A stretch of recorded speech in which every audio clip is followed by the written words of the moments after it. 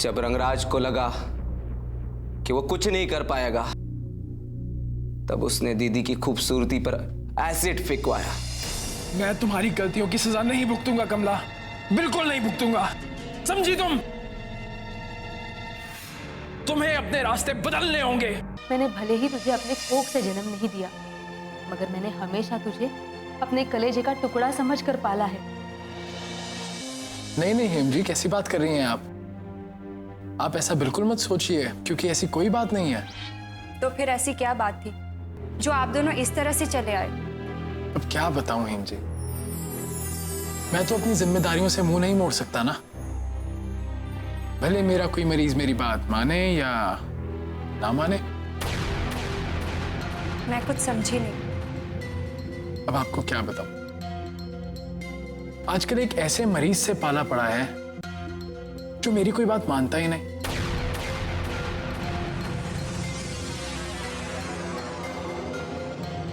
अब कल को कोई बात बिगड़ गई तो लोग तो मुझे ही दोष देंगे, है ना? हाँ, आप सही कह रहे हैं। वो मैं यहाँ से गुजर रही थी तो सोचा आप लोगों से मिलती चलूं। ये तो बहुत अच्छा किया आपने। अब एक काम कीजिएगा, शाम का डिनर हमारे साथ ही करके जाइएगा, ठीक है? मुझे यहाँ रुकना तो होगा ही, तभी कमला से सारी बात पता चल पाएगी।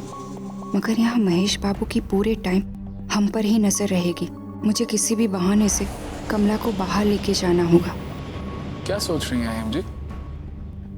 कुछ नहीं, मैं सोच रही थी कि क्यों ना हम लोग डिनर पर कहीं बाहर चले, आउटिंग भी हो जाएगी और हम सबका मन भी बहल जाएगा। नहीं हेम जी, प्लीज आज नहीं। महेश बाबू, जो खुशियां हमें जिस पल मिलती है ना, उन्हें उस पल ही जी लेनी चाहिए, उसे टालना नहीं चाहिए, है ना कमला?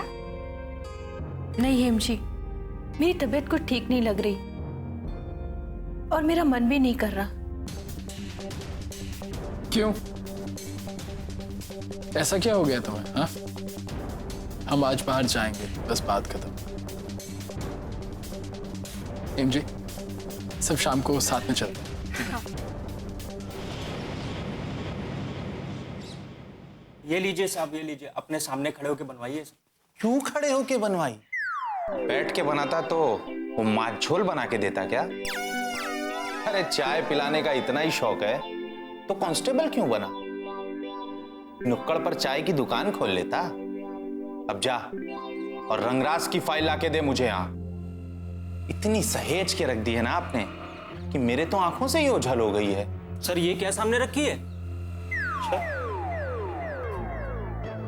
ये चाय की जरूरत तुम्हें है क्योंकि तुम्हारा दिमाग खुलना बहुत जरूरी है।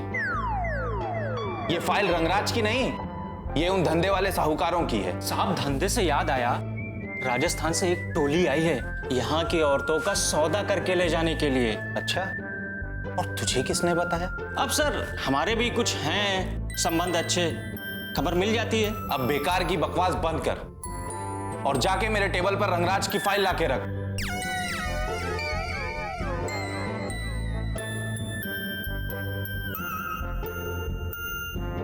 सर ये रही।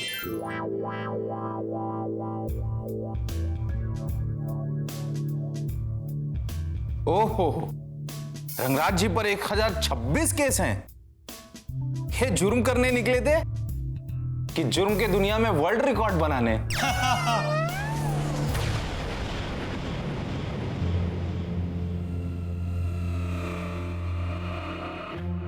मगर ये रंगराज दिखता कैसा है? इस फाइल में तो इसकी कोई तस्वीर ही नहीं है। ऐसे कैसे हो सकता है साहब?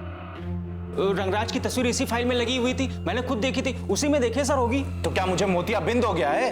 क्या मैं झूठ बोल रहा हूं? 100 बार चेक कर चुका हूं मैं ये फाइल, कोई तस्वीर नहीं है इसमें। और ये बीच का पन्ना कहां गया? पता नहीं साहब, ये फाइल तो इसी अलमारी में रखी थी, यहां पे इस पे किसने हाथ डाला होगा? इसका मतलब मान सिंह राठौर के जेल में डकैती। हाँ, इसका मतलब कोई तो है जो सरकार से पैसे लेता है लेकिन काम किसी और के लिए कर रहा है। बहादुर, सब पर नजर रखो, मुझे एक एक की रिपोर्ट चाहिए। जी साहब। और सुनो, सबसे पहले मुझे तुम्हारी रिपोर्ट चाहिए। जी साहब। जी साहब नहीं, अगली बार आना ना तो ये दाढ़ी बनवा के आना।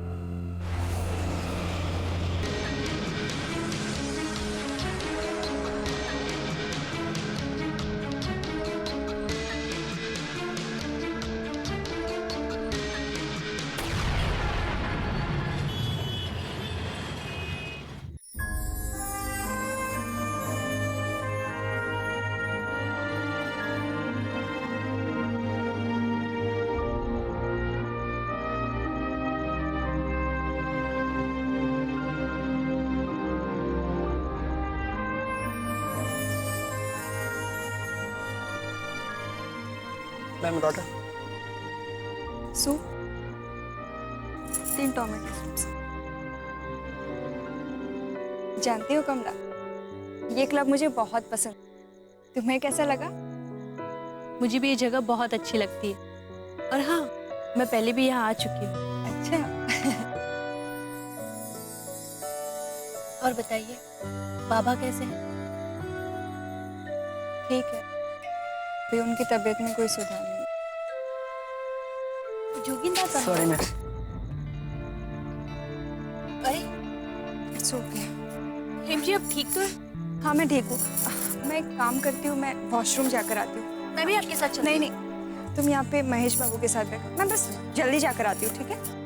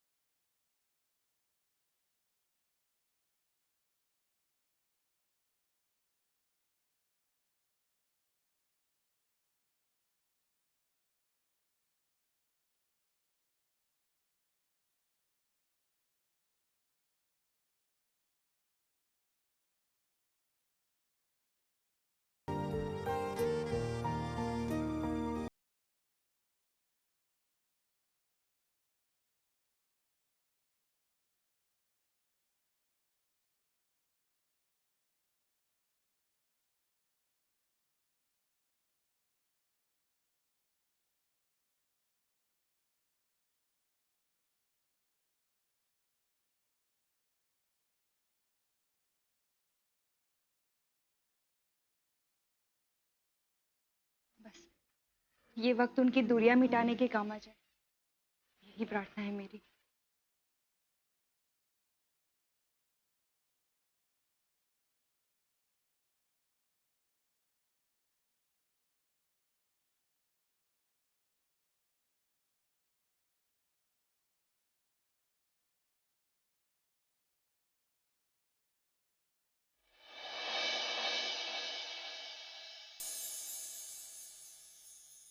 पता नहीं ये परी भी मुझे कब से यहाँ बिठाकर अंदर क्या बना रही है। अरे परी क्या कर रही है? अब पेट में भूख से चूहे दौड़ने लगे हैं।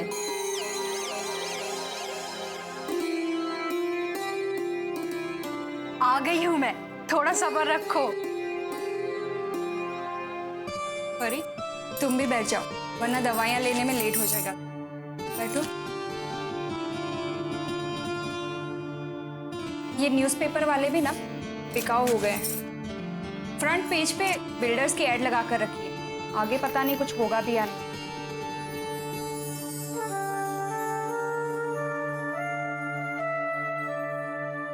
अरे हेमदी, इस पे तो आपकी खबर है।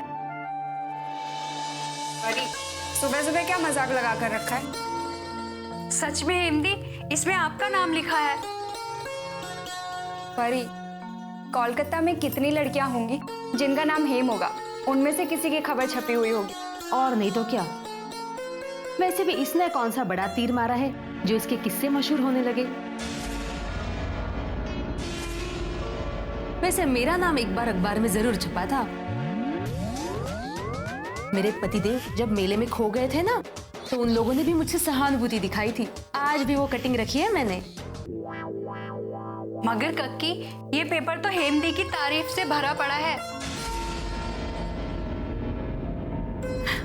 पता है इसमें क्या लिखा है? कि न्यायाधीश आनंदो भट्टाचार्य की बेटी हेम ने अपनी जान पर खेलकर एक ऐसे गिरोह का पर्दाफाश किया है जिसकी तलाश पुलिस को कब से थी।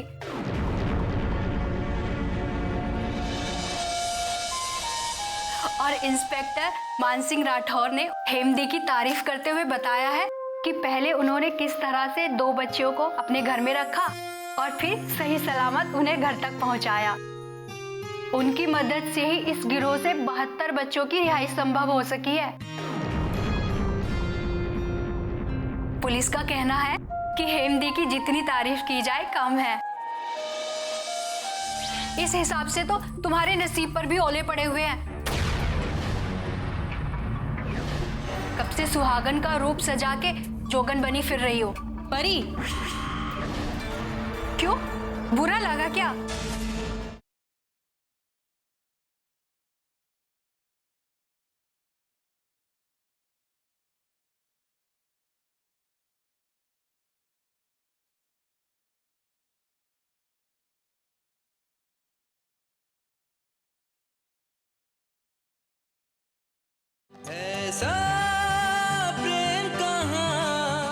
पुलिस का कहना है कि हेमदी की जितनी तारीफ की जाए कम है।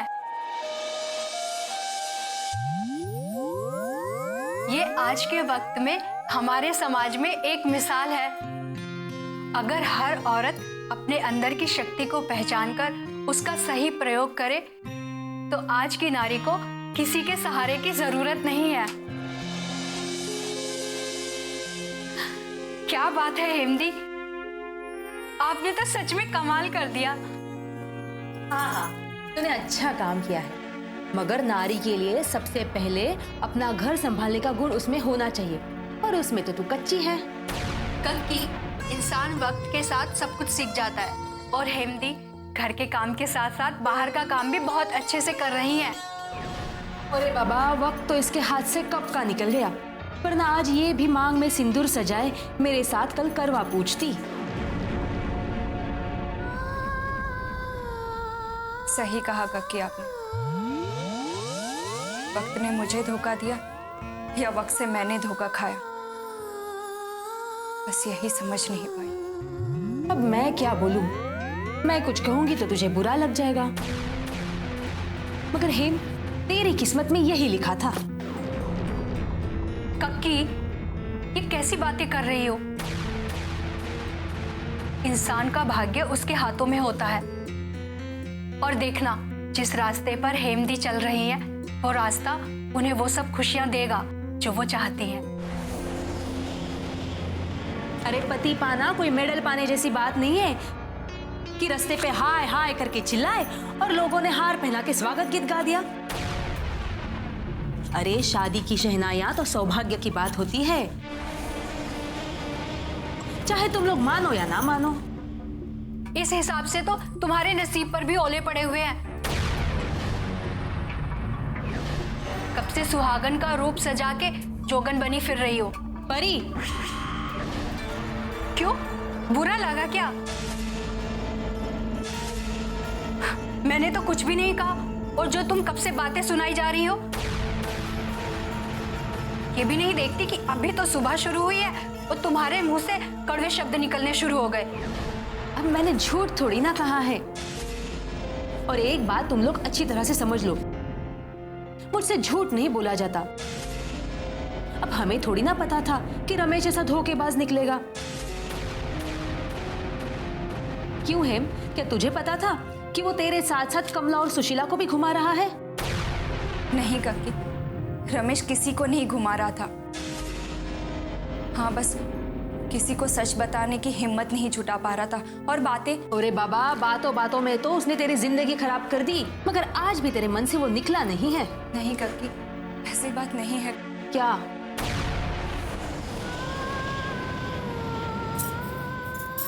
हेमदी, नाश्ता तो खत्म कर लीजिए।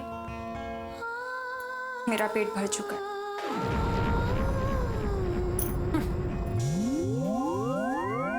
हो गई तसल्ली। समझ नहीं आता कि तुम्हें हेमदी से दिक्कत क्या है। बेचारी को सुबह सुबह रुला दिया।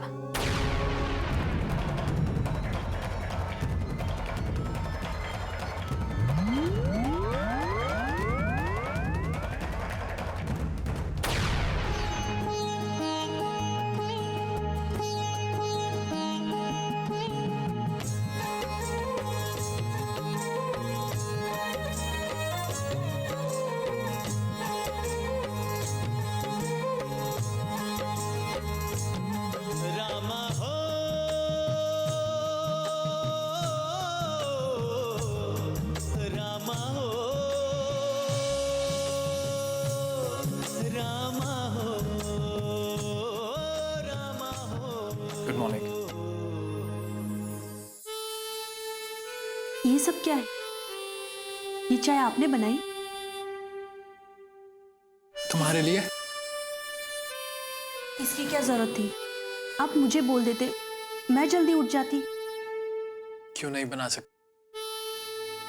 माना कि उतनी टेस्टी नहीं होगी जितनी तुम बनाती हो, लेकिन एक चीज की कमी नहीं है इसमें। क्या? मेरे प्यार की।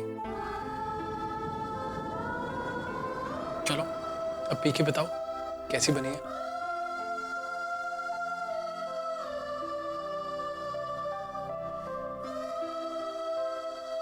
अच्छी तो बनी है ना? दिखाओ, मैं भी पी के देखूं।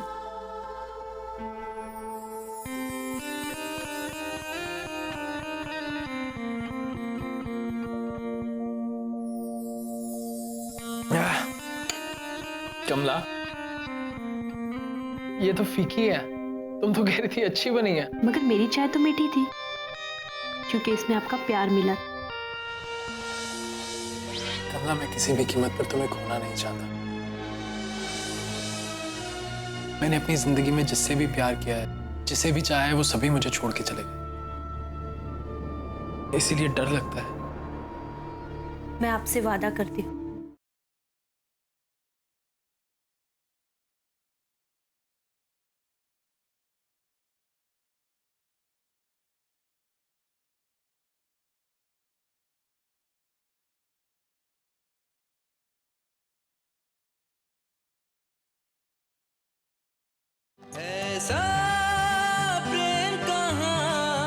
मगर मेरी चाय तो मीठी थी, क्योंकि इसमें आपका प्यार मिला। रुको, मैं चीनी लेके आता हूं। इसकी कोई जरूरत नहीं है, प्यार की मिठास के आगे सारी मीठी चीजें फीकी लगने लगती है। और आज के बाद मैं जब भी फीकी चाय पीऊंगी मुझे आपकी याद आएगी।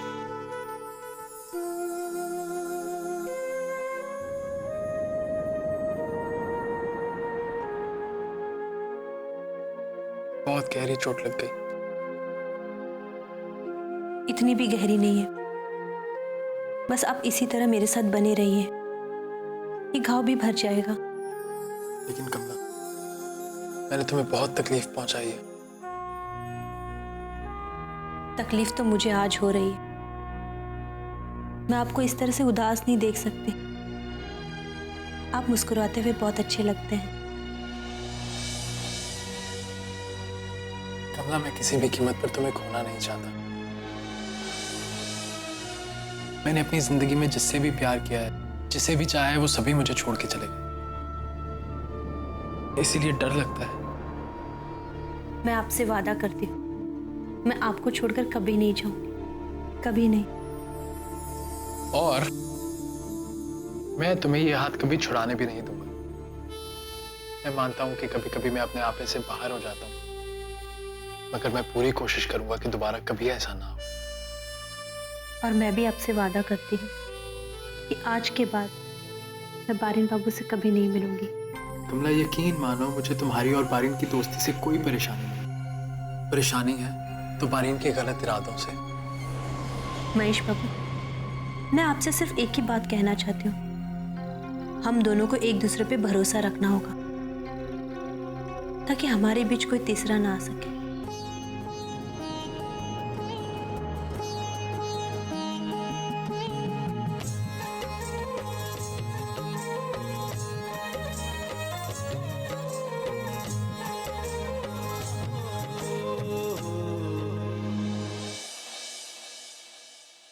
जोगिन को अभी तक घर पहुंच जाना चाहिए था। मैंने जिस डिब्बे में वो आने वाला था उसके यात्रियों के सारे नाम और लिस्ट भी निकलवाया, मगर टीसी बता रहा था कि जोगिन आधे रास्ते तक था, उसके बाद पता नहीं कहाँ चला गया। ऐसे कैसे हो सकता है? अगर जोगिन बाबू आधे रास्ते तक थे तो बीच में कहाँ चले गए? यही बात तो मुझे समझ नहीं आ रही। परी, मेरा मन बहुत घबरा है। कहीं वो गिरोह के आदमियों ने। नहीं हेमदी, ऐसे कैसे हो सकता है?